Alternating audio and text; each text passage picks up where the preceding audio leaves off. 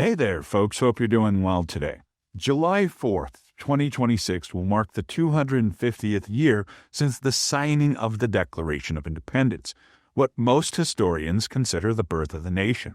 So, in the lead up to America's 250th birthday, we thought it would be a good idea to launch a new series where we're going to break down the Constitution, the Bill of Rights, and the political systems around them while putting them back into their real historical context around colonization, conquest, slavery, exclusion, and power. So often when people think about 4th of July, they think about freedom, but often leave out the uncomfortable parts. And when we look at the Trump administration today, they're doing that by design. So where do we start? Well, it makes sense to start at the beginning, with the 13 colonies. But before we talk about the colonies, before we talk about America, because before America there was no America, we need to talk about this land. Because this land was not empty, it was not discovered, and it was not waiting for anyone.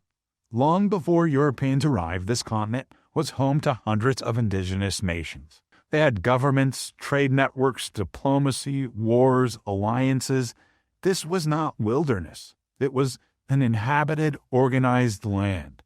So when we talk about the colonies, we're not talking about the beginning of history for this land. We're talking about the beginning of colonization.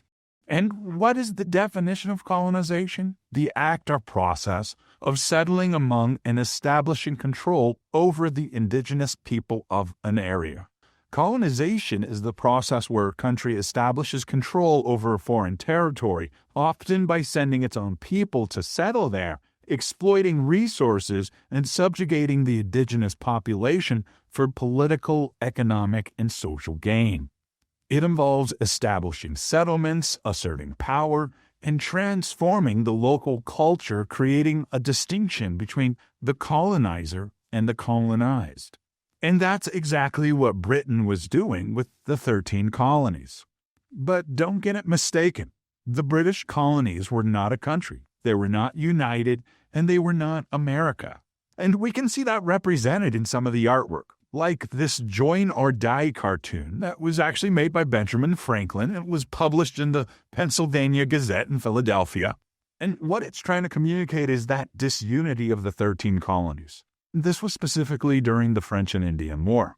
Later, the cartoon resurfaced during the American Revolution and also became one of the more iconic symbols to support that. But again, it's important to take note. This wasn't a nation back in the day. They were foreign business outposts built on taken land. Each colony existed for one reason, and that was to make money for Britain. That's it. They didn't exist to spread democracy. They didn't exist to create freedom. They existed to extract value. And that part's important. As we see so many people on the right now advocating for colonization and expansion, it's important to understand that distinction, that it's not about spreading democracy or creating freedom. It's about extracting value. But there was one thing the colonies did share, a boss, Britain. And Britain did not see the colonies as future partners. They saw them as assets. Which brings us to mercantilism. And mercantilism is simple. Colonies existed to benefit the empire. You grow raw materials, you ship them to Britain. Britain manufactures finished goods, and then Britain sells them back to you. You don't get to trade freely. You don't get to shop around. You don't get to compete. Britain controls the system. And so, if this sounds like socialism, oh wait, it's Britain. This wasn't about fairness. This was an empire. It was about control. And so again, all of these people today fantasizing about America operating like an empire, that isn't something that we actually want. That's something we fought against in the birth of this nation. And it's important to remember that. And so this takes us to the slogan that everyone quotes: no taxation without representation. This was not colonists screaming taxes are evil. They were already paying taxes. The problem was who decided them. Colonists had no representatives in British Parliament. Laws were being passed by people who lived an ocean away and would never deal with any of the consequences. So imagine paying HOA fees to a board in another country that's never seen your house. That's what they were angry about, not taxes, power. And once again, this sounds like socialism. Oh wait, it's monarchy. Something else so many on the right advocate for today with Donald Trump. Nonetheless, while colonists complain about representation, indigenous nations were being displaced. Treaties were signed and then broken, sometimes immediately. Expansion wasn't destiny, it was policy. Paintings made it try to look peaceful. In reality, it wasn't. Calling it settlement doesn't change what happened.